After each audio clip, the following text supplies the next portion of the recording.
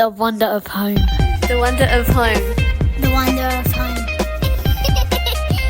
The wonder of home. All right. So beautiful Katie. Hello. Hi. Yay. Thanks for joining us. And welcome everyone back to the podcast for the Wonder of Home. It's so exciting to have Katie. She was like one of my number one guests I wanted to have on when I was looking at all of my different guests I wanted to get on to talk on this podcast, because one of the things that I just think you're amazing at, absolute boss, is creating community in your home. And she has, I don't know, what would you call it? Like tribes, two tables, tribes and tables. It's tribes and tables. Yeah. Tribes and tables. It's not like a business. What would be like you explain like what it is? Okay. So it kind of came to my mind, or like started thinking about it during COVID. Everyone was stuck in their homes. Previous to COVID, we did lots of life with lots of groups of people, having people over. We would always invite ourselves to other people's houses, those sorts of things make it easier for us. Love it. Like that. But then it all stopped. Yeah. And I was very lucky during that time to still have community. Like I knew how to access stuff. I was still able to do things like that. The way that you could just drive past from cars and talk and things like that. We did all that, but I was so aware that other people weren't. Yeah. And I came across this woman who created this, it's a community, I guess, called Supper Club. And she wanted to create dinner parties for people around platonic relationships, that they didn't know how to build community in kind of dense cities, things like that, so that they could be able to connect over a dinner. She had some questions out, you book a dinner, things like that. And I'm like, yeah, it is really about tribes and tables, because we always refer to our family as the DO tribe. And how many of you are in your tribe, Katie? Well, it's just the four of us. My husband. I reckon it's a bit of a tribe, yeah. But we like to extend it out from just being, blood to anyone that needs to have family or be part of family. So then I was like, oh, well, we always have people over. We always talk about it. Let's do some things and try and, I think maybe down the track. I don't know. I love events. I love things like that. Maybe one day I'll teach people how to do some stuff, or maybe teach people how to do like set up things if they need. But for now, it's just that is a great segue. Set things up. Let's go there. Every time I am stalking you, which I do very occasionally, like a lot. You and I always DMing each other back with our highly sarcastic comments of life. And yes. And sporty mums. You have very sporty children. So we are like cheering each other on in that space and season of our life, but then also cheering each other on when we feel like we need an Instagram hug because we are really regretting the sports.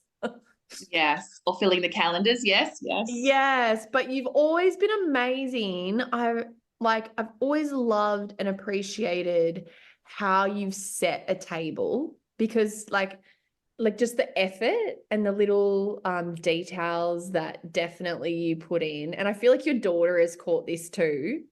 Definitely. Well, and our son, I was about to say, because I don't know, but I was going to say, do you think that's something they've caught from I think so. I think so. But also I remind them to don't be so lazy. That's cool. Love whoever you're going to love or place value on. That whole, it was an old dorky song in the 1990s, love is a verb.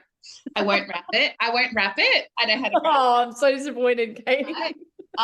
Yes, I'm always reminding them, if you're going to show something, if you're going to do a present, if you're going to have people over, put in the effort and do it in a way that they would receive the value, not the way that you show it. What would make them? So if you go birthday shopping, it's not what you like. You're getting something that they would like. That's across cool. everywhere. Which is something you have to like really pay attention to, isn't it? Yeah. Like in your relationships. Like I remember once, and this is probably like this is like an extreme example, maybe not the greatest example, but I remember once I had like this friend, she came up to me and asked me how I was feeling one day. And I was like, oh, I'm feeling fine. And I'd actually completely forgotten. But months previously, I'd actually had like a miscarriage. Okay. And she had remembered, which I just thought was the most thoughtful, like beautiful thing. Yeah. That on that day, that was, if I was still pregnant, that was like my due date. Yeah. Wow. And the person who I suppose should have been most affected, had completely forgotten. But Yeah, just right. like the thoughtfulness in the relationship that she had, like of me, to Yeah. think of that, like I was like, wow, that's so powerful. It's obviously like a very extreme, very sad like example, but like just for example, things like the good and the bad, the things that like our relationships can foster that community in our homes, like Yeah. through those awful events, but also the really great ones like birthdays and stuff. So Yeah. you're also a marriage celebrant, is that correct? I am. Yes. I was like, I'm pretty sure you are. I'm pretty sure. And Yes. so Yeah. like you're at major events too, like major life events of other people. And your husband and you are amazing. You do like pre-marriage counseling with like the couples. Is that right? Or am I guessing? Uh, we spend a lot of time with the couples that Okay. we All don't right. do the counselling. We were asked to, but that's another little slot in our calendar. So we said Yeah, someone fair. else can do that. But Yeah. yeah, we do spend a lot of time with the couples that we get Oh, married. that's so beautiful that you do. Like you don't just like show up on the day, that you actually make the effort to get to know them is lovely. Yeah. Oh, so many things. So sorry, I've like taken us on a complete segue. Okay. But so with this episode, I wanted to really hone in and quiz you, Miss Katie, about the power of shared meals and building like bonds and relationships with those that come into our home. Yeah. So obviously you've already shared what your inspiration behind Tribes and Tables was about, but what are some simple ways, I suppose someone like me, I'm quite creative as a person, but maybe there might be someone that's listening on this podcast where they think, oh, Katie, I'm so not creative in how to present like my table for someone to come over, like on the practical part of it.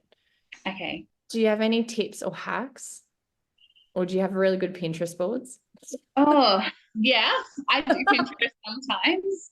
I do Pinterest sometimes, but then you can't have everything. You can't own everything and you can't buy everything. So I have just a few bits and pieces that I'll bring out. I try and be practical. So we do have a few people over, like twice a week. I reckon we have maybe one night I have a dinner of 15 people. My husband has a dinner of between 15 to 30 people. Wow. So I did the calculations. Do I go and buy disposable stuff every week times by that? Or do I just go buy, 30 plates, 30 bowls, 30 everything? So we went down that path, which makes those things really easy because And I'm really not personal. Yeah. personal. So instead of like throwing it out, throwing a disposable, like the fact that we have like dinner plates, IKEA or op shopping, you can find Love an op shop. Yep. yeah, whatever you want to do, you can find those sorts of things. Same with cutlery, we did the same just to make it easier for us. A few candles, op shop trinkets, things like that. Yeah. Actually, that's Flour, clever. Yeah. even like serviettes, you can find things for like $2 or $1 at like a $2 shop that creates color or creates, wording. There was one that I came across that was around food and family and things like that. And, we need you here or things like that. And I came across $2 and I'm like, oh, I'll grab a couple of those because one day when I make it simple, I just chuck a serviette that says all the words and they read it and they're like, oh. So just wow. What about like actual cooking for people? Because I know for me, we were talking about this earlier. Yeah. like I definitely had a season in our life we had people all the time in our house. Yeah. And then definitely I think from COVID, not so much anything from COVID itself, but I think we just, because we had that season where it was just all your family, like in one space. And so I made so much effort. I remember being really mindful and aware of like making more effort with my family. But then it's funny, I look back now that we're kind of definitely over the hump of COVID. Like, life's kind of, I suppose, going back to normal. Like, I've gotten so slack at even just being thoughtful around like having people over. Like, is there any like tips? Like, do you have like a designated time slot in your calendar? Like that you just block out that people are always like, that's your slot? Because I'm sure with Come over sports or and people things are like that, People come over or not allowed to come over? 'Cause we like have- they do come over. Like do you have like windows where people can invite like in your family to come over, or is that like over structuring it? So we throw in days in our, because we have a shared calendar with the kids. Okay. So even on their phone, we use an app called Cozzy, and then you can chuck in. It just has all our life literally in there. Like this is happening, these appointments, this is sport, this is youth, this is your like youth, this is your youth, this is your time frames. Sometimes if there's a lot of detail, it's like this is the time I leave to go pick someone up and drop. Otherwise, I'll forget. Like I Yeah, can't you don't forget them. factor it in. Try Yeah. to like not forget them, pickups and drop-offs, things like that. But there are times that I just throw on the calendar and I go all day, no one's coming over. And that'll just be the title of the thing. And it's the color that everyone can see. And then they're like, yeah, cool. And so So are you an extrovert? no, I'm an introvert. So how do you do that? Because I'm an extrovert, so I'd have people in my house 24/7. But Yeah. Nathan's definitely the more introverted. Yeah, So okay. it would probably drain him a lot if I got to pick, if people were over all the time. How do you manage that? I feel like because I manage our calendar more, and manage the ins and outs of who's coming into our home and not. And the kids, they're like, oh, can someone come over, or can someone come for a sleepover, or can we have people over on Saturday nights or Sunday after, whatever we've been up to. Can they come for lunch? We just, yep, that's fine, or whatever. We manage it like that. But we definitely have 2 days a week where everyone knows that we have people coming over. The opposite days of those weeks, there's sport. And I know that, just trying to manage like people have family dinners and things like that. That's looked different for us. And that's fine. We just do it differently. And I always think about like us being a tribe. Every tribe does things absolutely differently from other tribes. And I used to feel like maybe we didn't do enough. That's cool. Or maybe like, because, friends of mine, a couple of friends of mine, they have like 5 kids or 3 kids or 4 kids, and they sit down every night, have dinner at set time, and then they have bath times and this and this. And I'm like, man, our life is not that structured. We have structure, but we structure it differently. So we have to slot in how we do family as well as we can with as much help as we can. So they feel so like their love tanks are full. Yeah. But then they also see us, me and my husband, placing value on other people. So we try and model that's important too. But then, so those sorts of things, trying to take those into account. I love it. That's cool. So do you have anything that you would want anyone listening to be encouraged by about like hosting like dinners, lunches, whatever? It doesn't have to be dinners. It can be, like you said, it could be anything. Like every tribe is different. I reckon that's such a gold line. Is there anything that you would encourage people, like where do they start? If it's something they not do regularly, like where's somewhere that someone could start that they wanted to like start to be a bit more mindful of having people over? Or I just feel like you're inviting someone into your world. So you don't have to be anything. You don't have to do anything too much. Like I might just throw a candle out so it creates a bit of atmosphere, because I like it to be that sort of ambience. But that's about it. Like I don't try and stretch myself with cooking. I cook within my within what I know how to cook, and I make it so simple. Like tonight, I think I've got 10 girls coming over. We're having spag bowl. Like that's it. Yes, bag bowl. And That's actually what I had for lunch. there you go. And then instead of like me having to do everything, people love to be able to contribute. Yes. And I try and be mindful of who I might invite over. Like, if I have someone over who's studying, and they're on a little bit less than we are at this point, I'm like, lunch is on us. Don't bring anything. Can we bring anything? No, just bring yourself. Yeah. Whereas someone else, if I know that they might need to learn a lesson around being a bit more selfless. Yes, or a bit like generous, maybe. Yes. So I might be like, hey, can you bring drinks? And I'm like, well, that's one thing off my list, because in my head, dessert. Yeah. in my head, I'm like, drinks, dessert, either salad or veggies, some type of carb, bread, whatever. And that. So in my head, I've got like 5 things that need to be on the table. Main meal, like those sorts of things, whether it's lunch or whatever, always drink, always a dessert or something to go with a cuppa. And then I just divvy it out to whoever's coming. So I'm like, would you like that's such a good tip. Like you don't have to, even if you're hosting your home, you don't have to do it all. No. And they also feel like if they come with something in their hand, I don't know, like when you walk through the door and you might not know everyone as well, or you might know a couple of people, it's a bit of a comfort to come in with something in your hand. I remember going to an event once, and this is why I love the thought of tables, because we're all sitting around the couches having a conversation. And I had to put a pillow in front of me, and I noticed other people like had a pillow there too, like a little, like you're holding onto something. There's like a blocker there. And I know that if you have something in front of you, it makes you feel a bit more comfortable to engage at your own choice. Yeah. And that's why I think sitting around a table is cool, because at a couch, you're so exposed. You're sitting there, you're trying to get comfortable. Or you sit like really awkward. Yeah. Yeah. Whereas at a table, you actually have something in front of you. Like you've got this a little bit of a barrier, and you can choose if you want to like engage in a conversation. So even in getting someone to bring, a garlic bread, and they walk in with something and they don't know you as well. They don't know everyone as well. They might know you, but they don't know the other person that they're going to meet. They've got something in front of them and they're feeling like they're contributing in it. I feel like it eases their maybe stress about getting new people. Like, even awkwardness. Yeah. Yeah. So those sorts of little things I found of helpful, trying to work out what people eat.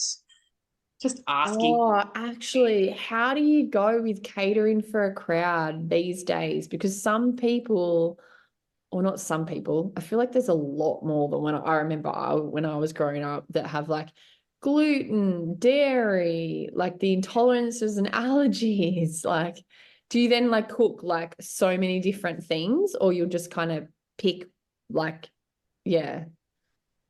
So I don't feel like we have as many people that have like food intolerances. Yeah. Okay. Yeah. As much, like some people, we've had a couple, but we just adjust a little bit, like not so much. I feel like also sometimes people are like, oh, I've got this intolerance, so I'll bring something. I'm like, cool. Yeah, that's true. Yeah, but I heard like tonight, some of the girls that are coming over, they're all doing this 75 hard challenge. I've never heard of it. No, I've never heard of it.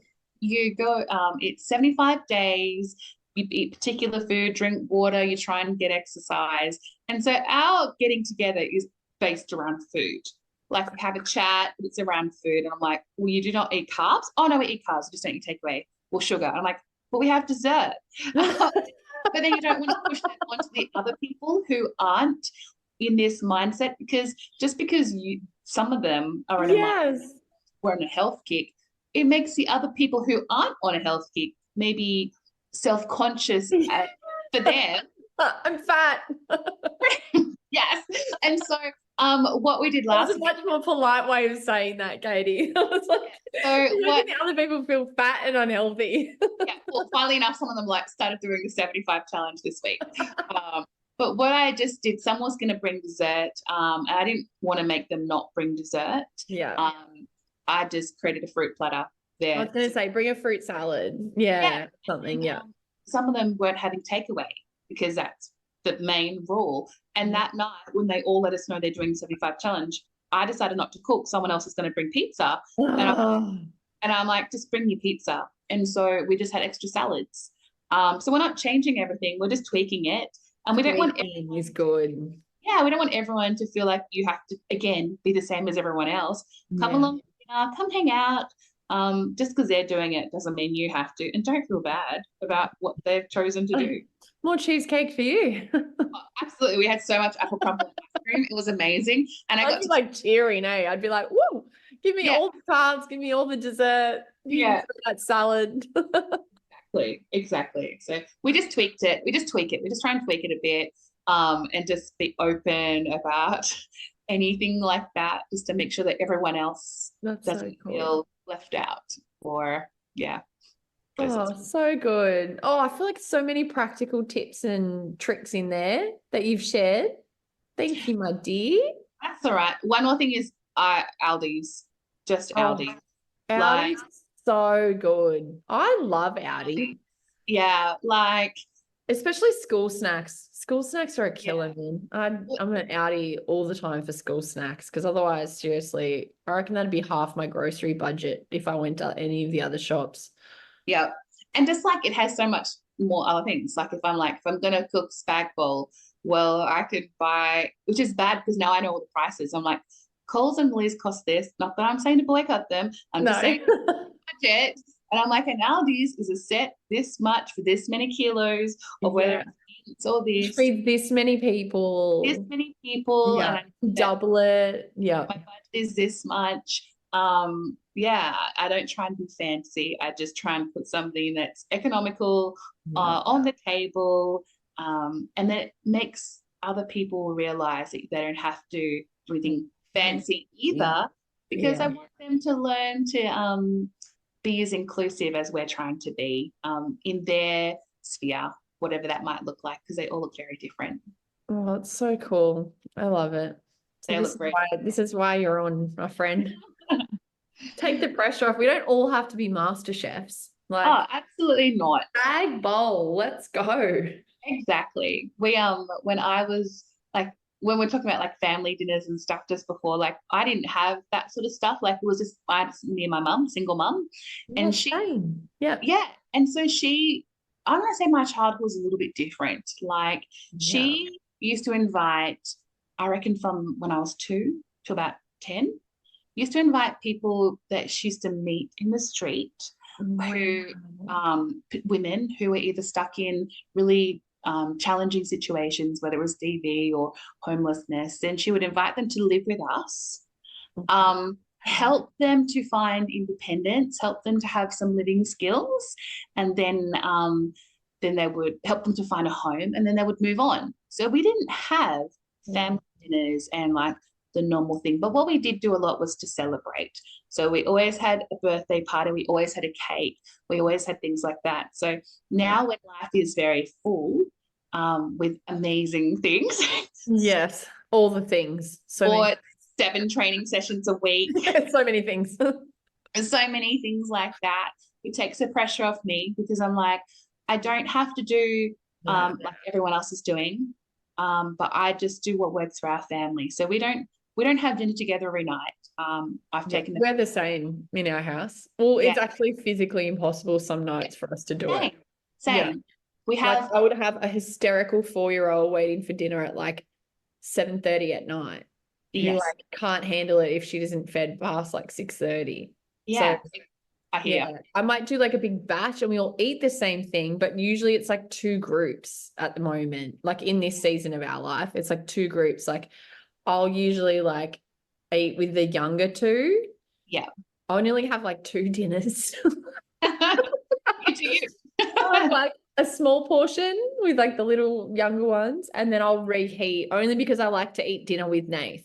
So like that he doesn't feel like he's eating by himself, which he wouldn't be. He'd be eating with the other 2, like after their sport things. Yeah. We kind of, but at some point we're all in the kitchen, like at the same time, or like, you know, we might not be physically sitting down and eating. Like in our new house at the moment, we don't have an indoor dining area. And it's like winter. It's not as cold as like you guys down there in Canberra. Yes. But like outside, we have like a dining seating bit. And I'm saving up to get one of those blinds that comes down that kind of like seals it like an outdoor room type thing. But at the moment, it's literally just kitchen bench. So, and that works for us because it means I can still be cooking and talking and interacting, or, you know, Nathan are in the kitchen, the kids are all sitting at the, like, that's the table. Like, it doesn't look traditional, it's unconventional, but it works. And our kids get that connection time with us. Yeah. Yeah. So, however it works. Like we don't have a set time like you. We're not always even in the same room together. But what we do have in our shared calendar is we have an event called Family Night. Love it. It moves through the week. So on a Sunday or Monday on the way to school or whatever, we might be like, all right, so we try and manage the expectations of the kids. So we've got a few extra things. There's a bit of a moving calendar. We're going to do family night on Sunday night this week. Yeah, cool. What do you guys want to do? And it'll be like they'll cook dinner, or we'll help them cook dinner because they love like getting in the kitchen and us doing it with them. And then they'll pick either a movie or we'll play games. Often it's on our coffee table around here, even though we have a dining table. I love it. I know. I was saying to you, I'm hanging out. I saw a really lovely coffee table, but it was so expensive. So I'm just hoping it's going to come down in sale. I can buy it. That's what we did. It was like the one that it's not as big as I'd like. I know. I like a big coffee table for that reason. Because you can sit around it, board games. Just on the ground, or we picnic. Yeah. We'll put a picnic rug on the lounge room, or pull out a cup, whatever it might be. But family night isn't for us. Is like family night is our family dinner. We talk about stuff. There's always candles. I love candles. Love it. You love a candle, don't you? I need to send you a candle. I love candles. I'm going to send you a candle. The Tribe of Dio candle. I'll have to send it to you. All right, well, Miss Katie, we're going to get you back on for another episode soon. Sounds amazing. Thank you for like not making it scary, I think, to actually have people over, take the pressure off, and just make it happen. But it's been great. Thank you. Thanks for having me. Bye. I'll add your Instagram too onto this podcast episode so people can follow you, even if you have been slack lately. Will do. Okay. Thanks. Bye. Ever since you